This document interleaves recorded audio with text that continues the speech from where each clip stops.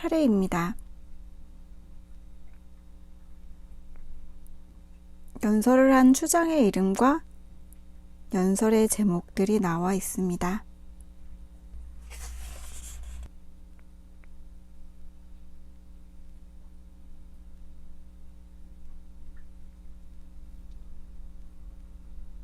이 책의 제목이 나는 왜 너가 아니고 나인가인데 이것은 붉은 구름의 연설의 제목을 따온 것입니다.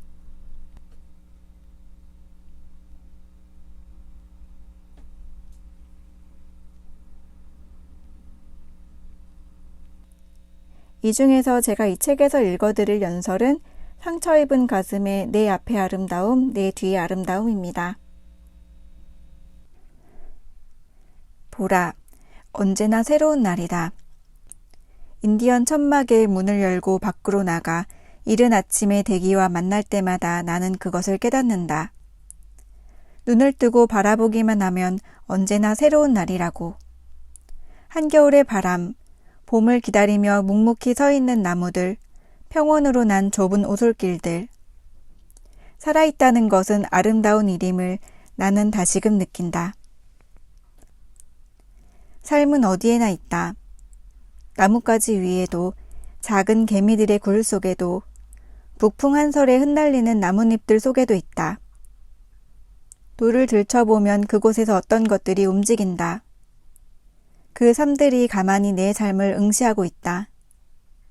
나는 그런 삶을 언제까지나 사랑해왔다. 내게 주어진 어떤 것도 우연한 것이 아님을 믿기 때문이다. 한때 나는 우리 얼굴 붉은 사람들에게 닥쳐온 불행을 지켜보면서 삶을 포기할까도 생각했었다. 인디언으로 태어난 내 자신이 슬펐고 그 슬픔을 달랠 길은 어디에도 없었다. 어디를 바라봐도 희망이 보이지 않을 때였다. 그러나 나는 살아남기로 결심했다.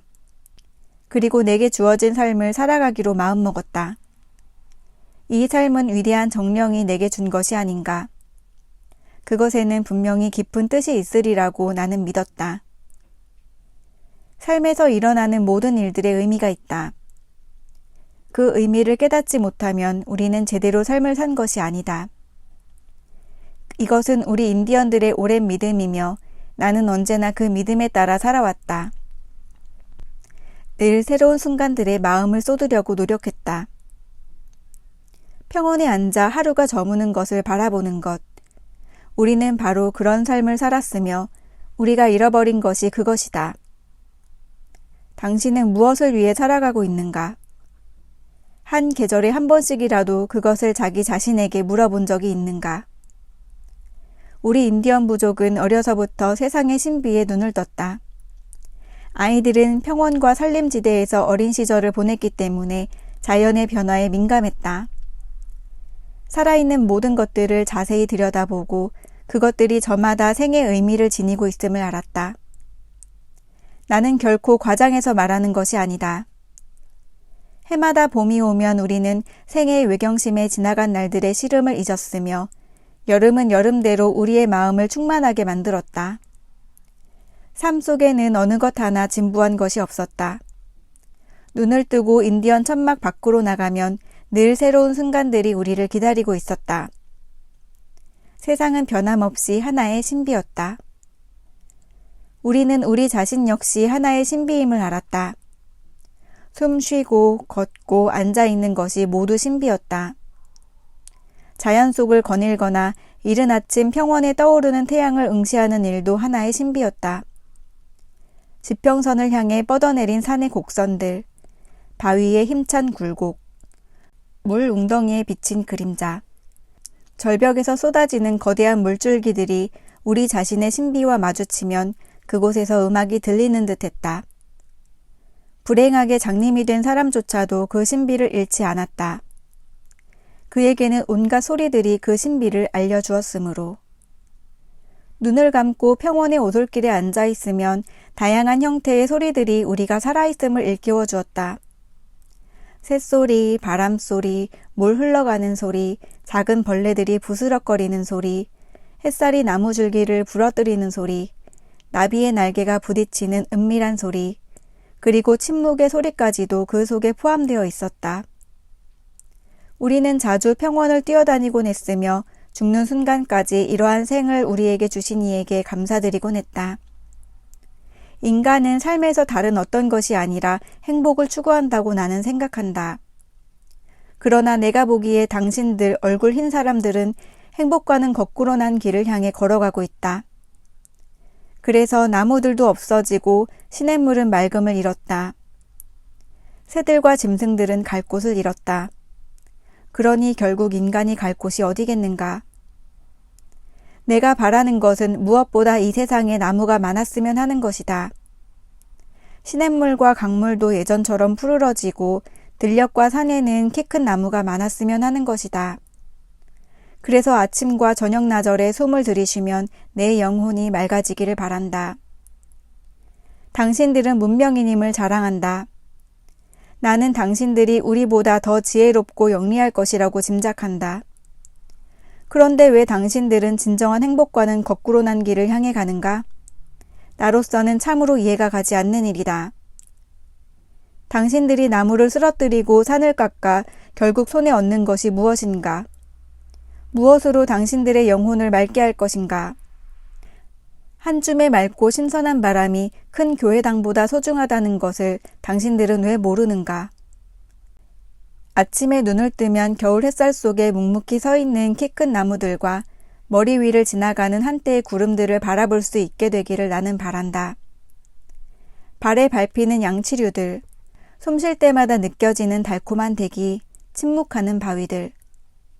이런 것들이 없다면 우리의 삶이 과연 무엇인가? 당신들의 문명이라는 것은 무엇인가? 그것은 진흙탕을 덮고 있는 가벼운 나뭇잎과 같은 것이다. 나뭇잎은 조금만 바람이 불어도 날아가 버린다.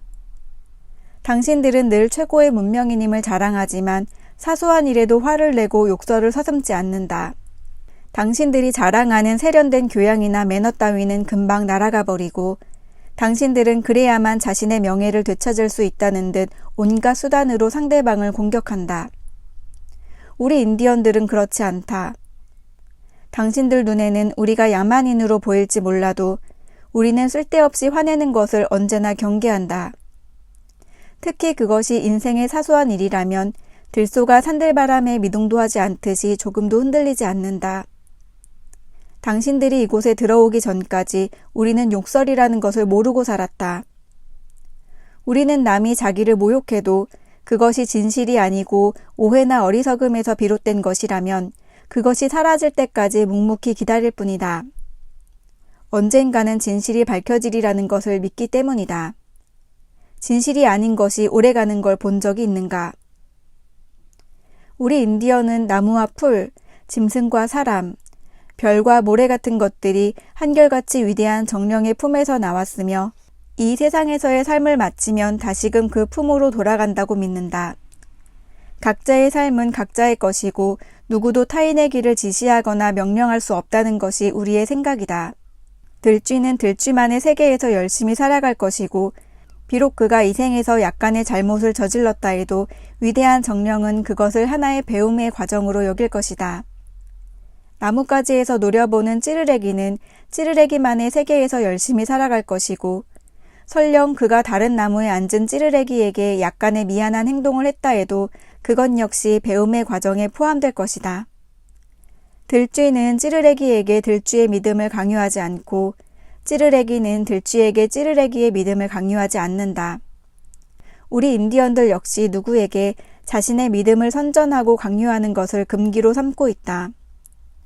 위대한 정령의 뜻에 어긋나는 행동을 했을 경우 우리 인디언은 홀로 평원의 오솔길로 나아가 그곳에서 자신을 돌아보고 명상에 잠긴다.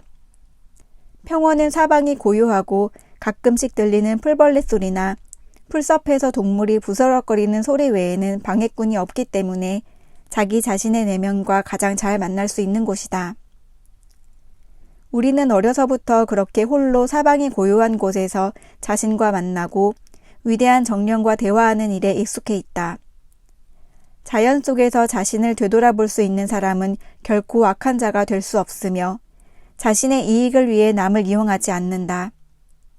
자연 속에서 세상의 근본이 무엇인가를 배워왔기 때문이다. 우리는 이 대지 전체가 어머니의 품이고 그곳이 곧 학교이며 교회라고 믿는다. 대지 위의 모든 것이 책이며 스승이고 서로를 선한 세계로 인도하는 성직자들이다. 우리는 그 밖에 또 다른 교회를 원치 않는다. 당신들이 우리를 무조건 죄인으로 몰아세우는 것에 답답함을 느낄 따름이다.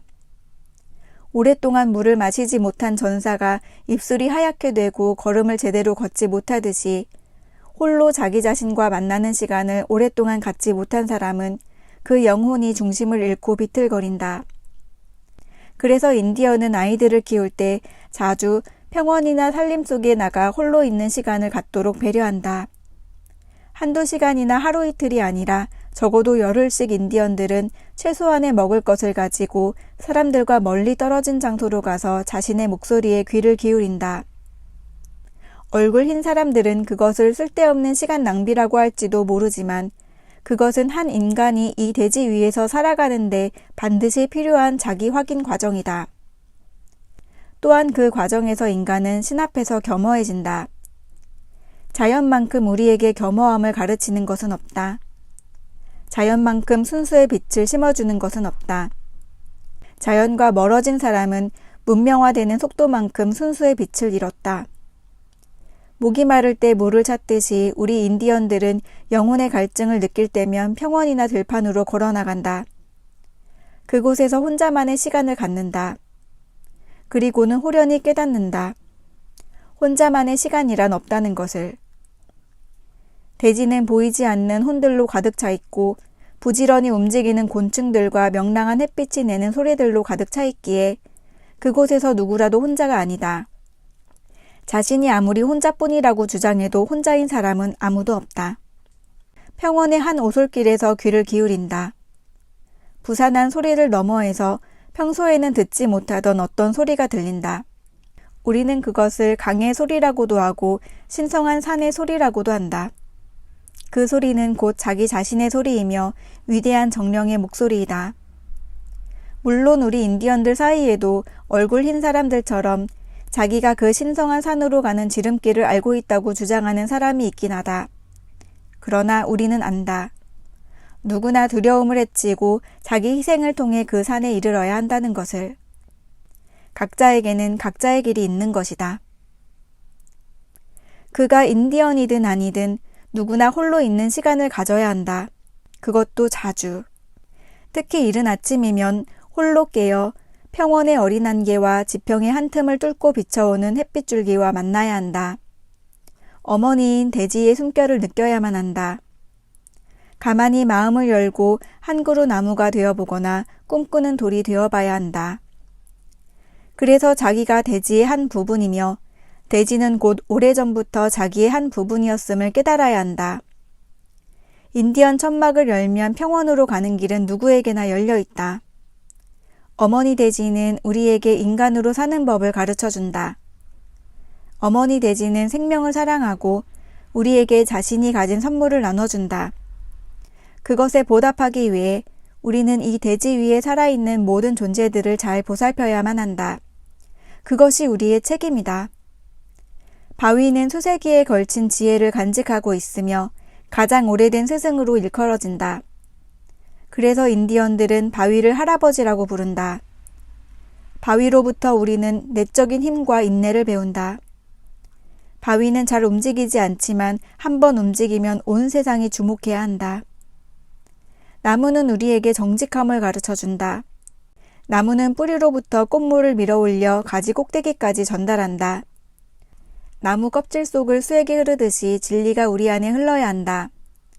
모든 사람마다 그에게 해당하는 나무가 한 그루씩 있다고 인디언들은 믿는다. 세상 문제를 혼자 짊어지고 있다고 생각하는 사람은 잔뜩 굽은 나무와 같다. 어떤 나무는 똑바로 아름답게 서 있다.